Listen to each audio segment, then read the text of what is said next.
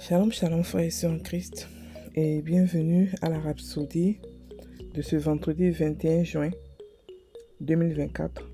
Rhapsodie écrite par le pasteur Chris Oyakilome, et la lecture est offerte par les vérités de l'Évangile. Le thème d'aujourd'hui est « Nous vivons pour lui plaire ». Alléluia. Et le verset est pris de Colossiens 1, verset 9 à 10, qui dit « Nous ne cessons de prier pour vous, que vous puissiez marcher d'une manière digne du Seigneur, en le satisfaisant en tout, étant fructueux en toute bonne œuvre et croissant dans la connaissance de Dieu. » Alléluia.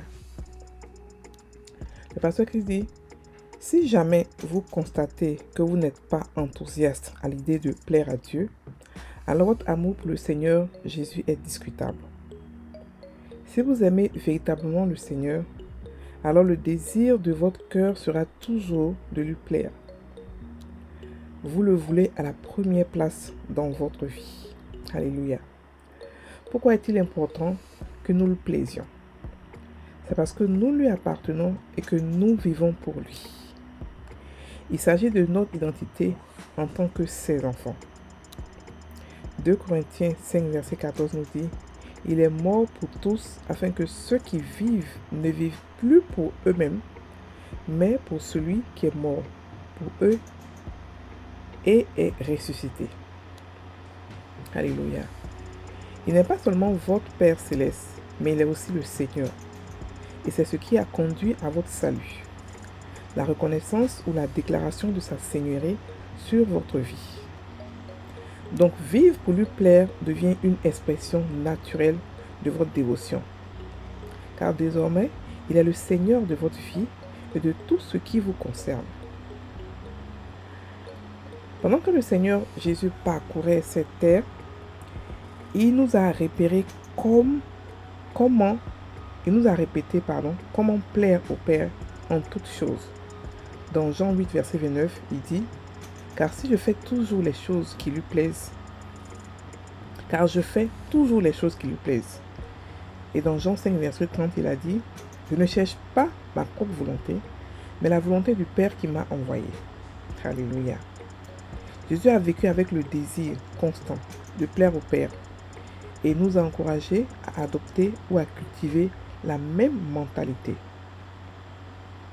Encore une fois, dans Jean 6, verset 38, il dit « Car je suis descendu du ciel, non pour faire ma volonté, mais pour faire la volonté de celui qui m'a envoyé. » Puis, dans Jean 4, verset 3, il a prononcé certaines des paroles d'assurance les plus inspirantes au Père. Il a dit « Ma nourriture est de faire la volonté de celui qui m'a envoyé et d'achever son œuvre. » Alléluia. Le Maître nous a révélé comment vivre en totale soumission à la volonté du Père, le satisfaisant en toutes choses. Nous devons l'imiter. Il n'y a pas de plus grande joie ou d'épanouissement que de vivre pour plaire à Dieu. Rien ne lui plaît plus que d'aimer véritablement Jésus-Christ et de vivre comme il a vécu. Fin de la Rhapsodie. Alors, le pasteur aujourd'hui veut nous dire quelque chose de très important. Il faudrait que nous puissions faire attention parce que ce sont ce genre de rhapsodie lequel nous devons étudier longtemps pour comprendre et pour pouvoir réellement saisir ce que le pasteur veut nous dire. Il nous dit que nous vivons pour lui plaire. Ok? Et d'abord, il nous dit que nous devons être contents, enthousiastes à l'idée de pouvoir plaire à Dieu. Et que celui qui n'a pas cet enthousiasme-là, c'est que son amour est discutable. Et que quand tu le connais réellement, quand tu sais qui il est, tout ce que tu veux, c'est être avec lui. Lui donner la première place. Ok? Il nous dit que c'est ça, aimer le Seigneur.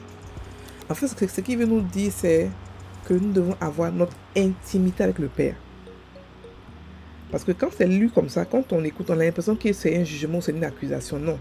Ce qu'il veut nous dire, c'est que plus on connaît le Père, plus on a envie d'être avec lui, plus on veut lui plaire. C'est-à-dire que le connaître, c'est l'aimer.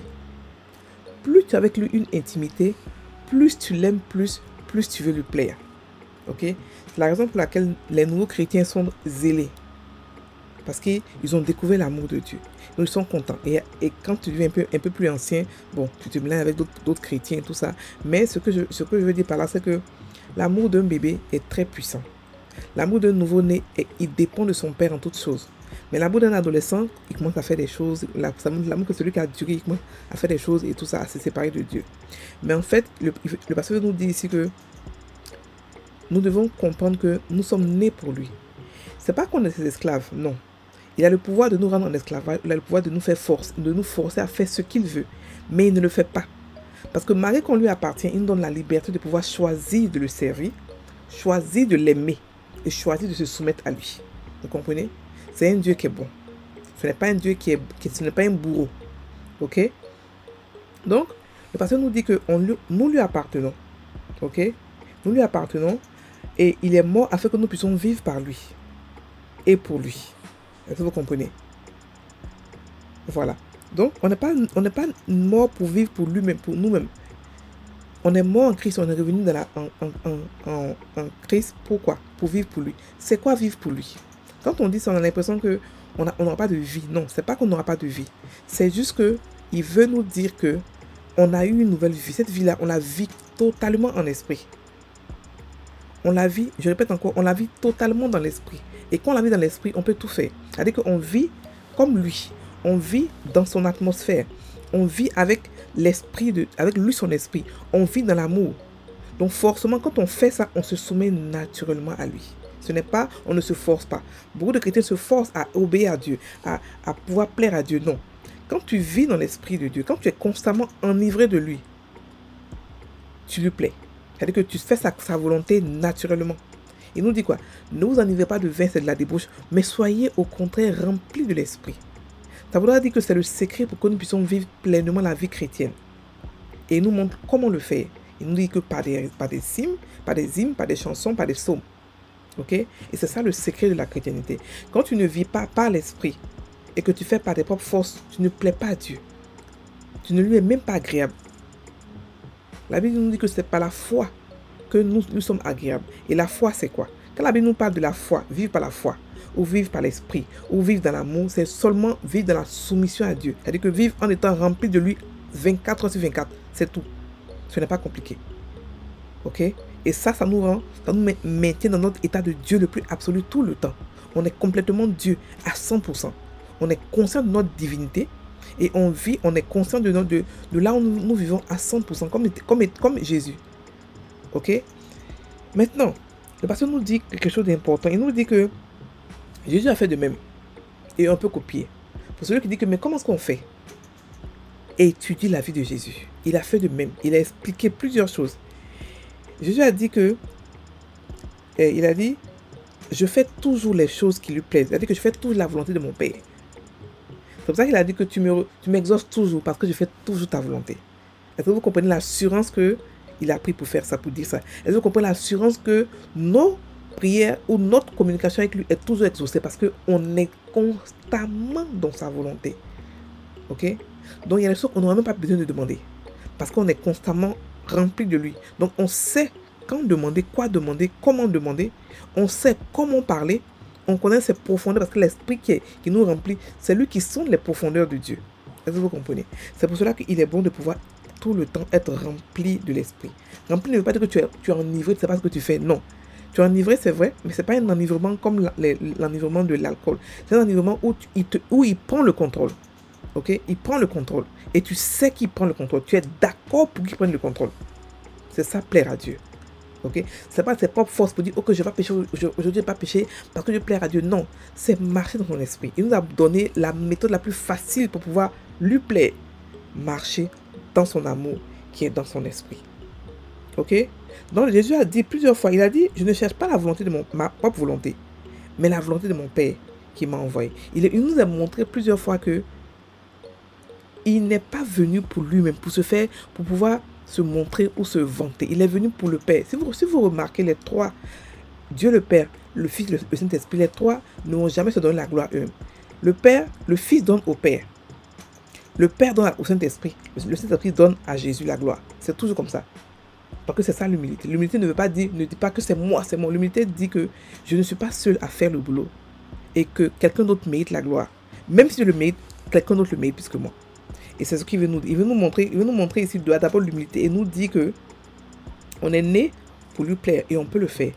Pas qu'on est des robots, mais parce qu'on veut le faire de manière intentionnelle par l'amour qu'on a pour lui. Quand on est intime avec lui et qu'il nous aime, on comprend l'amour qu'il a pour nous et nous aussi on se soumet naturellement.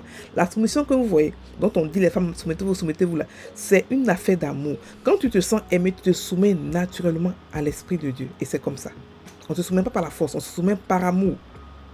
Ok? Donc comme ça, Jésus a dit, ma nourriture, c'est de faire la volonté de celui qui m'a envoyé. Est-ce que vous comprenez la mentalité de Jésus? Est-ce que vous comprenez sa manière de penser et de parler? Et c'est comme ça qu'on pense dans le royaume des cieux. On pense, on parle comme Jésus, on agit comme lui. On fait tout ce que le Père fait.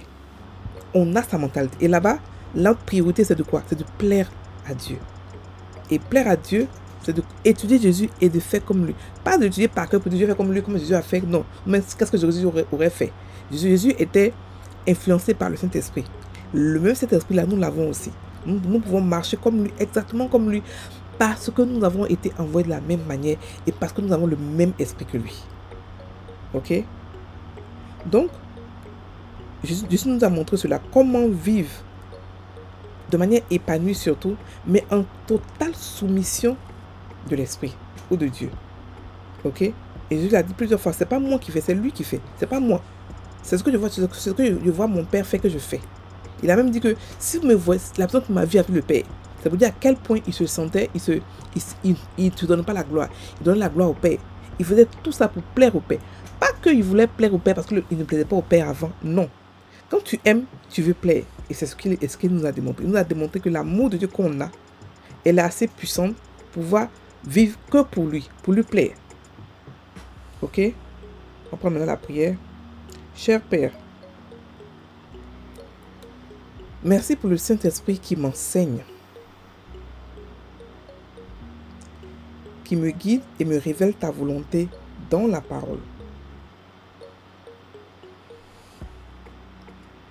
Afin que mes actions s'alignent avec ton plan parfait.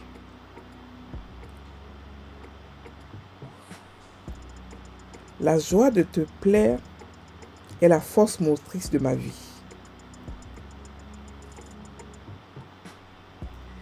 Et je m'engage à marcher toujours dans ta volonté parfaite.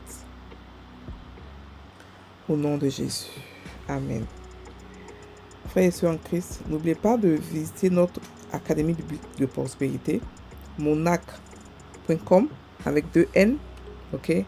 Passez une bonne journée. Soyez bénis.